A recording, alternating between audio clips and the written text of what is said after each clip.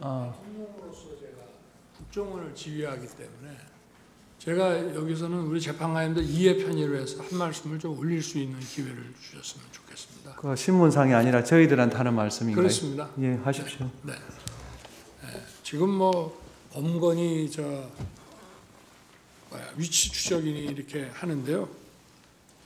국정원은 수사권이 없고 범건은커녕 위치 추적을 할 수가 없습니다. 뭐 협력해서 한다고 하는데 그런 거를 방첩사령관이 모를 리가 없고, 그래서 저 자체는 이제 말이 안 된다고 저는 보고 있고요.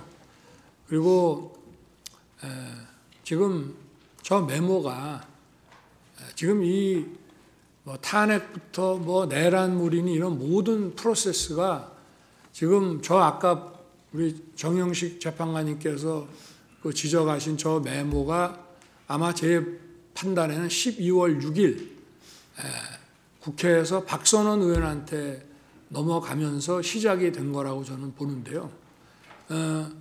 제가 12월 4일 날 이제 계엄 해제하고 이제 저녁에 집에 있는데 조금 늦은 시간에 국정원장이 전화를 했습니다. 그러면서 저한테 1차장한테 홍장원 1차장한테 전화를 혹시 받으셨습니까? 그래서 모르겠는데 내가 한번 이 전화 끊고 한번 열어보겠습니다. 그래서 열어보니 전화가 왔는데 제가 못 받은 거더라고요. 왜냐하면 저 비화폰은 저 무음으로 늘 해놓기 때문에. 그래서 내가 다시 국정원장에게 전화해서 전화가 왔었노라. 왜 그러냐 그랬더니 사실은 대통령님께 진작에 말씀을 드렸어야 되는데 사실 좀 오래됐습니다. 근데 어떤 정치적 중립 문제라든지 뭐 제가 자세한 말씀을 이 자리에서 드리기는 하지만 홍장원 1차장을 좀 해임해야 되겠습니다. 그래서 제가 뭐 다른 거 다 안 물었습니다. 그건 원장이 그렇게 판단하면 그렇게 하십시오. 그래서 내일 사표를 받겠습니다 해서 사표를 받고 아까 6일 날 뭐 다시 일하자 했다는데 저는 그게 믿기지가 않는 것이 벌써 6일 날 오전에 그때 제가 관저에 있는데 이미 관저로 1차장 해임과 또 오호령 씨에 대한 임명 그 결재안이 올라와서 제가 그거를 점심시간에 결재를 했습니다. 그 이후에 지금 이제 12월 6일 아침 기사부터 이런 체포 얘기가 대통령이 뭐 한동훈 대표를 잡아넣어라 이런 기사가 12월 6일 아침부터 나기 시작합니다. 그래서 이게 쭉 진행되는 것이고요. 그리고 아까 그 국정원장 해외 출장 문제와 관련해서는 제가 전주에 국정원장으로부터 이번 주에는 미국 출장이 있기 때문에 매주 금요일 날 하는 대통령 보고가 어렵습니다 라고 얘기 들은 기억이 나서 제가 화요일 저녁에 국정원장한테 전화를 합니다. 해외에 있는지 국내에 있는지 알기 위해서. 그래서 제가 둘 사이에 약간의 그 미스커뮤니케이션이 있었습니다. 제가 국정원장한테 아직도 거기시죠? 저는 미국에 있는 줄 알고 그랬더니 국정원장이 예, 아직도 여기입니다. 이래서 저는 해외에 있는 줄 알았습니다. 그래서 처음으로 제가 홍장훈 1차장한테 전화를 하게 됩니다. 처음에는 안 듣고 두 번째 전화가 왔습니다. 그래서 제가 원장님 부재 중인데 제가 전화를 딱 받으니까 벌써 약간의 식사 반주를 한 느낌이 딱 들어갔고 제가 원장님 부재 중이니까 원을 잘 챙겨라 라고 얘기하고 이따가 내가 혹시 전화할 일이 생길지 모르니 이 비화폰을 잘 챙기고 있어라 이렇게 제가 얘기를 했는데 8시 한 반 무렵에 국무회의 하려고 이제 뭐 여러분 이제 국무위원도 오시고 비서실장 안보실장이 들어오는데 안보실장하고 국정원장이 같이 오는 겁니다. 그래서 제가 아니 어떻게 되는 겁니까? 미국에 있는 거 아닙니까? 했더니 저 내일 출발입니다.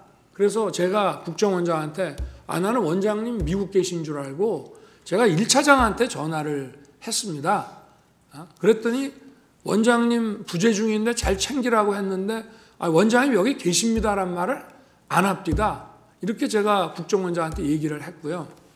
그리고 국정원장도 아마 둘이서 그런 커뮤니케이션을 나중에 했을 거라고 저는 추측이 되는데, 제가 만약에 계엄 사무에 대해서 국정원에다 뭘 지시하거나 뭐 부탁할 일이 있으면 국정원장한테 제가 직접 하지, 차장들 업무 관련은 2차장이지만 2차장한테도 안 합니다. 원장한테, 무조건 기관장한테 하는 것이고요.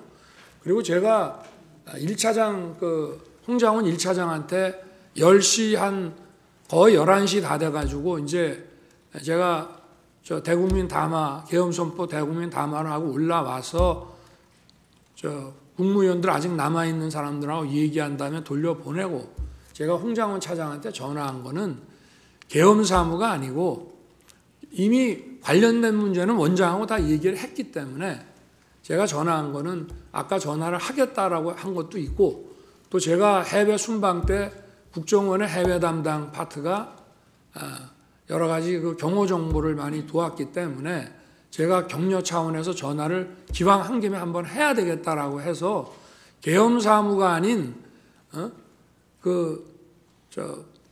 간첩 검거와 관련해서 여기는 수사권이 없고 조사권, 국가안보조사국으로 이름이 바뀌었습니다. 그래서 방첩사를 도와주라는 얘기를 한 것이고, 제가 국정원에다가 방첩사 도와주라는 얘기는 전임 김규현 원장 때나 조태영 원장 때나 늘 합니다. 왜냐? 방첩사는 예산이 아주 부족합니다. 그리고 국정원에는 정보들이 많이 있기 때문에 경찰에 줄 거는 경찰에 주고 또 방첩사에 줄 거는 방첩사에 주면서 저도 좀 예산 지원을 좀 해주라는 얘기를 쭉 해왔기 때문에 또 사관학교 후배니까 좀 도와주라. 그래서 간첩 수사를 방첩사가 잘 할 수 있게 도와주라는 계엄 사무와 관계없는 얘기를 한 거를 가지고 만약에 그렇다면은 제가 아까 그 재판관님께서 잘 지적을 하셨던데, 제가 여인영 사령관한테 내가 조금 전에 1차장하고 통화했으니 뭐 애로사항 있으면 1차장한테 연락을 하라고 제가 전화를 했어야 되는데, 대통령이 방첩사령관한테 그런 전화를 한다는 것 자체도 굉장히 비상식적인 얘기입니다. 그리고 방첩사령관이 1차장의 사관학교 후배긴 하지만 엄연한 기관장이고, 계엄이 선포되면 방첩사령부가 사실상 국정원의 우위에 있기 때문에 뭐 차장, 더구나 담당 2차장도 아닌 1차장한테 계엄 사무와 관련한 이런 무슨 부탁을 한다는 게, 만약에 할 거면은 방첩사령관은 국정원장한테 해야 됩니다. 기관장끼리. 그리고 계엄이 선포돼서 여기가 합동수사본부가 되면요, 정보도 역시 방첩사가 국정원 우위에 있는 거기 때문에 제가 뭐 재판관님께서 이 전체적인 사항을 어떻게 판단하실지는 그거는 뭐 제가 정할 문제는 아니지만 이 전체 상황에 대해서 좀 이해의 편의를 위해서 간단하게 말씀드렸습니다. 이상입니다. 예, 저 정인 돌아가십시오. 수고하셨습니다.